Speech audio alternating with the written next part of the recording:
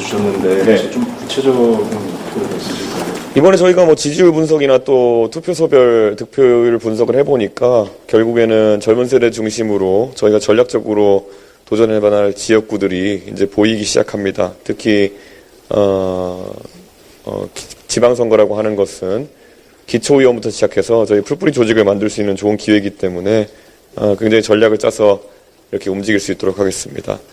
개혁신당의 선거 중에서 사실 총선 때도 제가 동탄 뛰느라 바빴고, 그리고 대선 때는 재선거다 보니까 제가 이제 후보로 뛰느라 정신이 없었는데, 제가 또 선거를 조력자 역할로 제가 치러낼 수 있는 기회가 또 지방선거이기 때문에 그 안에서는 완벽한 기획으로 또 승리를 만들어낼 수 있도록 그렇게 하겠습니다. 또 질문 있으실까요?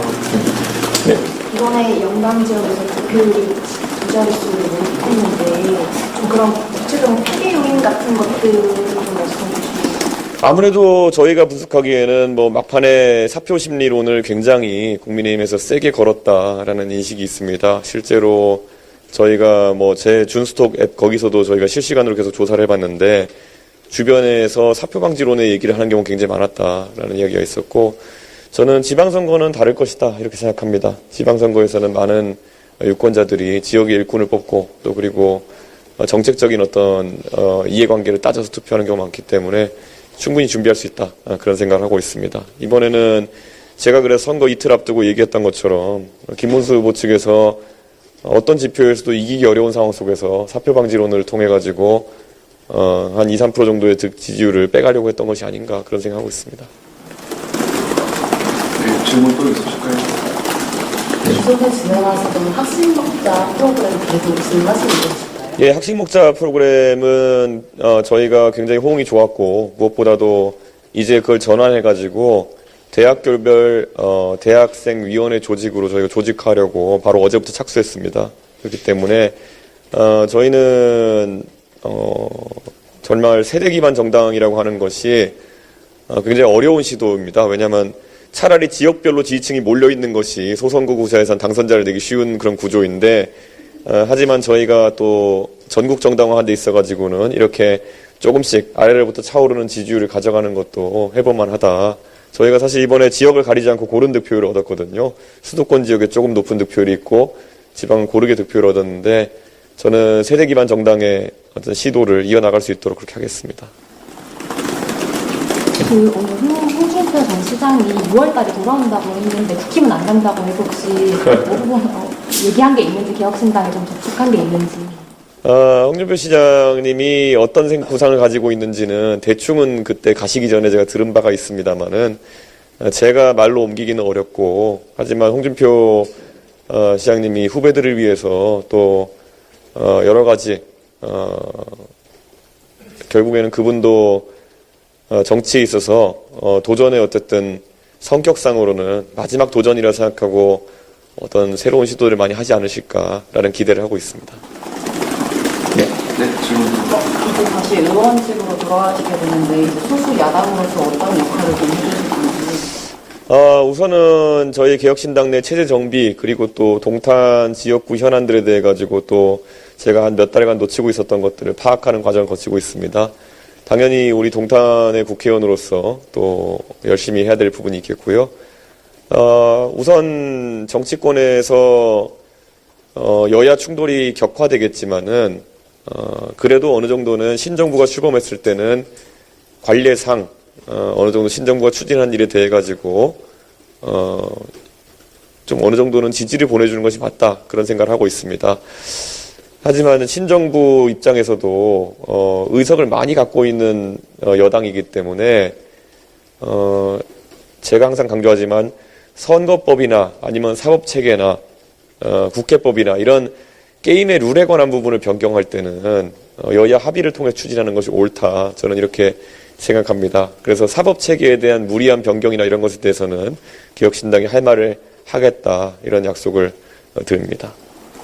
개혁신당이 그 독자적인 정치 세력으로서 좀 존재감을 유지해 나가는 게 가장 숙제일 것 같은데, 좀 야당으로서 국민의힘과 차별화하는 부분들을 어떻게 만들어가는지 생각하십니까? 저는 국민의힘은 이번 대선 과정을 통해 가지고 이전 투구 양상이 얼마나 심하게 벌어지는지, 윤석열 대통령이 있을 때는 굴종적이었고 윤석열 대통령이 없을 때는 사실 이해가 안 가는 단일화 무쇠라든지 이런 것들이 좀 이해가 안 되는 모습을 많이 보였습니다. 근데 지금 선거에 지고 나서도 지도부가 퇴진하는 모습이라든지 아니면 차기 지도 체제에 대한 고민하는 과정 속에서 많은 이전 투구가 이미 일어나고 있고 또 그럴 것으로 예상됩니다. 그래서 저는 뭐 정치 입단이라는 게 항상 조용할 수는 없는 것이겠지만 저런 좀 퇴행적인 모습 보이는 것에 대해서는 유권자들이 좀 판단하셔야 되는 것이 아닌가 그런 생각을 합니다.